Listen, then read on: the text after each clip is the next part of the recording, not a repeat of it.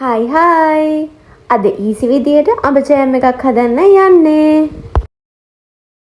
හොඳට ඉදිච්ච අඹ ගෙඩියක් ගන්න. ඊළඟට ඒක පීල් කරගමු. ඒක පුංචි කෑලි වලට කපා ගන්න.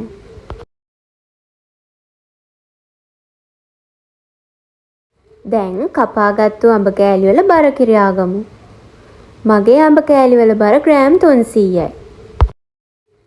ඒ අඹ වල බරට සමානව සීනි ගන්න. අඹ කෑලි ටික වතුර නොදා බ්ලෙන්ඩ් කරගන්න. එතකොට මේ වගේ හොඳට පල්ප් එකක් එනවා. දැන් භාජනයක් අරගෙන අපි හදාගත්තු අඹ පල්ප් එකයි සීනි එකතු කරගන්න. දැන් ඉතින් ඔන්න මගේ වචන දාන්නයි යන්නේ. Mix mix mix.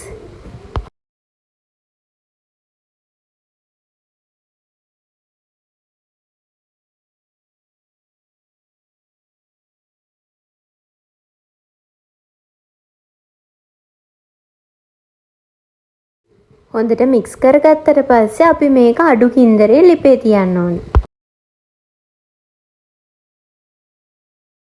දැන් ඉතින් ජෑම් එක හැදෙනකන් හැඳි ගෑමක් තමයි තියෙන්නේ. හැඳි ගාන ගමන් මගේ YouTube channel එක subscribe කරන්න අමතක කරන්න එපා.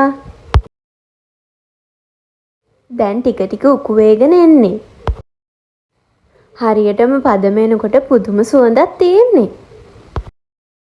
ජෑම් එකේ පදම හරියටම ආවද කියලා බලාගන්න අපි පීරිසියකට මේ විදිහට වතුර ටිකක් දාලා අපි හදාගත්තු මිශ්‍රණයෙන් බින්දු කීපයක් දාගන්නවා. එතකොට මේක විසිරිලා යන්නේ නැත්තම් ජෑම් එක හරි. තවත් හැඳි ගාන දිහා බලන් ඉන්න නැතුව ලිපෙන් බාගමු.